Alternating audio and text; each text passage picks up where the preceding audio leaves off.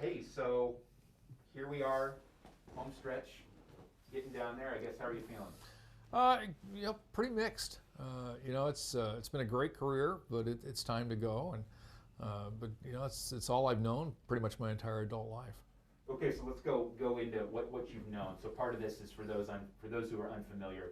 What's your personal story, personal background? I mean, you're a Coeur d'Alene guy, right? No, I'm actually a Wallace boy. Okay. I was born and raised in the Silver Valley, and I came to work here in 1983, April Fool's Day, 1983. I was told I was too small. They didn't think I'd make it here, but I guess I fooled them because here I am, almost 38 years later. So So what did you start out as patrol deputy, kind of?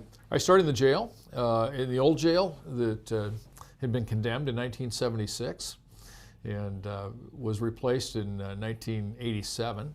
So I worked in the jail for about 14 months and became a patrol deputy and then worked my way up through the ranks. Over that time, I mean, I take it, in this line of work, you see lots of different things. Over that course, I mean, I take it you've investigated everything from homicides, robberies. I mean, kind of describe to me that range of stuff. Well, everything from traffic violations to homicides. I mean, absolutely. We've, in that much time here in Kootenai County, we've seen everything. Obviously, probably the most infamous would be the Kooney case with Joseph Duncan. We've really done everything here. Let's go, because one of the things I was going to ask about was some significant memories. The Duncan Kooney incident, no doubt. I mean, describe to me, looking back, what was that like, dealing with it at the time, and then what it turned out to be like? It was so intense during the time that you just did what you had to do every day. Yeah, I mean, days were 16, 18 plus hours every day for 6 weeks. Yeah, and you just, it was exhausting. And when you look back at it, you don't know how everybody got through it, but we did. So there wasn't only the investigative aspect I'm sure you were dealing with, but you were the one talking with a lot of us at the time. Right. If I'm wrong, right? I was the PIO for the agency, and I wasn't an investigator. That was a whole separate division. I was just the face and trying to get the public involvement, trying to find the kids, and that was my goal out there every day.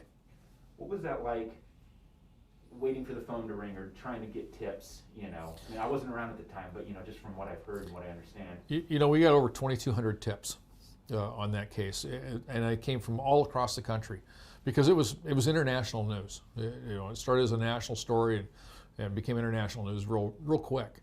But none of those tips were the right one. It wasn't until she was found here in Coeur d'Alene at the Denny's that was the right tip. During that time, I mean, were you dealing with national news outlets, any international? I mean, kind of just describe that frenzy in a sense. Yeah, well, it started with, the initial homicide started with just the local 3 stations and 2 newspapers. And my understanding was CNN was in Spokane for a different story at the time, the next morning, saw it on the local news, and they showed up for the afternoon briefing. And once they were here, all the major networks were here. We had our local affiliates, but we also had national people here. And then we had, the BBC was here. I heard from people in England that they saw me on their local telly. So. Aside from Kooney and Duncan, is there another memory over your career or time or something else that really sticks with you? I think the first time that I was walking into the office one day and there was a guy, they were getting ready to turn in for their weekend in jail, usually their DUI weekend in jail. And the guy stopped me and he says, "You're Deputy Wolfinger, right?" And I said, "Yeah." And he goes, "You arrested me a couple months ago." And I said, "Okay." And he goes, "You've changed my life. You saved my life." And he goes, "I've quit drinking. You arrest me for DUI, but I'm done with it. And you've really saved my life." And I thought, that stuck with me all those years.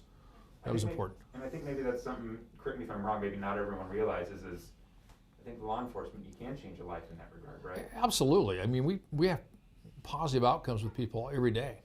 And you see it when you get those people in the specialty courts and you work with the specialty courts. It's just, we're changing people's lives every day for the good. Over the course of your career, maybe looking at since being sheriff since 2013, what would you call your biggest accomplishment? We I did a huge list of things, but I think it's developing that attitude amongst the officers that they're good public servants and that we're here to serve the public. And I hear from people every day of how a deputy went out of their way to help them. And maybe it wasn't even a law enforcement issue. I mean, stories like deputies finding a single mom with a couple of kids living in a car and out of food, out of gas, and deputies going out of their own pocket and filling the tank and buying them groceries and finding them a place to stay for a few days until they get their feet back underneath them. And those are the type of things that I think are probably the biggest accomplishment in this community. Yeah. At the same time, hindsight's 20/20. Anything you would have done differently looking back now? Yeah, I probably would have stayed as a sergeant in patrol a lot longer. So it was a great job, but no, I don't know. It's I'm sure there's things I would have done differently, but they don't come to mind right off. You have to move forward.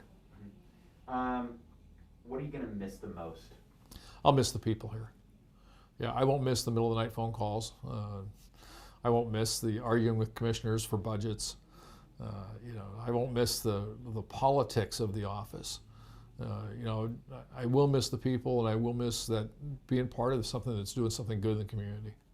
You mentioned politics. Is that something that's evolved, changed over the years? Has it always been like that? I mean, what was that like in terms of what you expected and what that ended up being? Oh, I think it's always been there. I think, a good law enforcement officer is here for that public good and doesn't want to have to deal with the political ideologies, right or left, doesn't matter. But they really have the common good in the forefront of their mind and just don't want to deal with the ideologies. Yeah. In regards to other things that have changed, what would you say is one? I'm sure several things have changed as it relates to law enforcement in your profession over the years. What would you say is the biggest or most notable thing that's changed about how you and your team goes about their job? Wow. That's a hard question, Taylor. Or even if it's just like a couple little things. I mean, I think the general attitude of people nationally has certainly changed towards law enforcement. Here we have incredible public support. We're good servants, and the people support us for that. And I think it's a mutual relationship there that works out real well. Nationally, though, I see that, and it takes its toll on the people. It takes its toll on our workers. They kind of wonder, man, am I in the right business? But then when you get the people around here stepping up and just showing their appreciation every day, that makes a big difference. I know one change, you and I previously talked about is recruitment, at least. I mean, correct me if I'm wrong, the hiring, at least the 8 people you're able to hire, or the people applications? Yeah, we usually get 1 out of every 100 applicants make it through the process. And you think about that, I don't know what the rate of hiring is for reporters, but it's probably better than 1 in 100, I'm going to guess. And it's hard to recruit. It's if you look at somebody that's looking at let's see, this career or that career, and the public like this career, and they don't necessarily are fond of law enforcement, why would I do that? So it does make it tougher to recruit. And law enforcement's not the best paid job in the nation, and so if they're saying, gee, I can go work at being an accountant and make a lot more money with a lot less stress than I can being a law enforcement officer, it makes it tough to recruit. So what would be your sales pitch, to your elevator pitch, so to speak, to someone considering joining? It's a career. It's not a job. It's a passion, and either you have it or you don't. And some people come to this job and it doesn't take very long to realize they don't have the passion. But if you have the passion, it's a great career. Speaking of changes, it's like Kootenai County has certainly changed. It's like we're just seeing this, anytime we drive around. Right. What would you say in your time working with the sheriff's office? What's been the most noticeable thing that's changed about Kootenai County? Well, when I started here, all the prairie was grass fields. There were a lot of areas outside of between Athol and Spirit Lake. They were just woods, and now they're all housing developments. The growth here has been astronomical. I think there's about 55,000 people here when I started. Now there's almost 175. So, it's a pretty significant change. And I think that, well, in the job, the job market in this area has changed. It was loggers and lumber mills, and now it's more tourism based, service based. So I mean, there are a lot of changes there, which make a lot of changes in the economy, the local economy, which certainly impact our office as well. How do you feel things are headed, at least? Let's just say the county in general with this growth, other things. I mean, what's your outlook on all that? Boy, I wish I had a crystal ball. I think that properly managed, growth is good. It's kind of sad to see all those woods disappear and some of those grass fields disappear, but people got to live somewhere. I worry about having enough jobs for these folks. I know we have a lot of retirees moving here, and they're not looking for work, but I worry about the job prospects for those who follow their families. Job prospects, growth, I guess. Which of those two, or is there something else if you had to pick? What's the biggest concern? I mean, I don't know if threat's the right word, but just what's the biggest concerning thing in your mind, facing the people of Kootenai County moving forward? Well, I think it's a proper management of the growth. And I think that has to come, it's all intertwined with that and jobs and, economic stability and services. And, I mean, the housing market's gone through the roof here. And so, I mean, I don't know how a young person starting out in a career could afford a home. It's tough. And so I think there's a delicate balance there that has to be maintained, and that's properly managing the growth. At the same time, is there something exciting, that's coming as a result of this, or what excites you about the future of this area? Well, I think that we've really raised the bar on our health care in this area. When I started here, Kooney Hospital was a pretty small little brick building. And you look at the quality of health care we have here now, second to none, really. I think that those type of services really attract people, particularly those that are retirees. It's no secret that the older you get, the more health care services you use. And so I think, we've gone miles with that. I'm excited about some of the diversity, in the community. And, that's a good thing. We need some diversity and understanding of each other. It's not uncommon in, the inland Northwest or across the country. We'll often hear of sheriffs really getting out there and making a statement, really sharing their views, taking a stand, or creating controversy. Correct me if I'm wrong, we haven't really done any stories, with you in that regard of rocking the boat or anything like that. I mean, would you agree with that? And if so, why? Yeah, I agree with that, but I think I'm the sheriff for everybody. The duties of the sheriff, according to the state constitution, are spelled out in statute. And that means the legislature tells the sheriff what he's supposed to do. And it's not my personal opinion. My job here is to follow the law, support the Constitution and follow the law. And that's what I'll do. And that's what I've done my years as sheriff and my years as a deputy. What is there to be said about being level-headed in law enforcement? I think it's critical.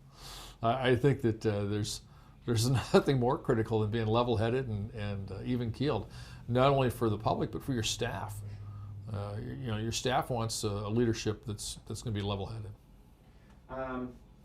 Shifting gears a little, looking forward, is there a piece of advice, or what would be the one message you'd want to pass along to your successor, Bob Norman? Bob and I have had a lot of conversations.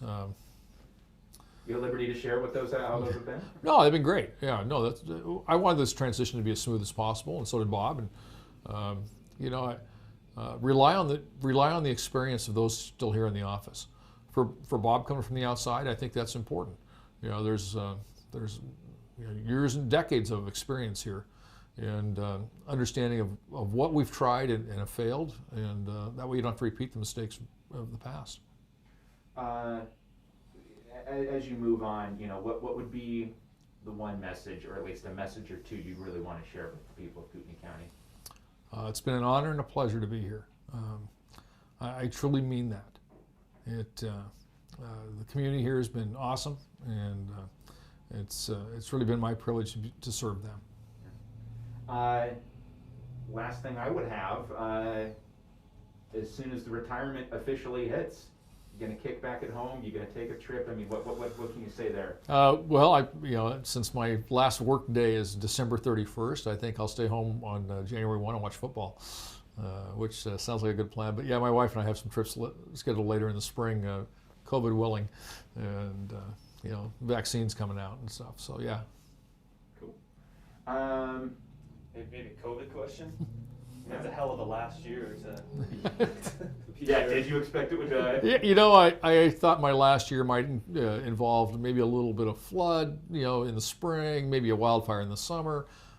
Pandemic was not on my radar, and so yeah, that was a bit of a challenge, but we've worked through it pretty good, and you know, I'm blessed here because I have an incredible staff, and they do a great job, and you know, they've made my life as easy as possible here. Cool.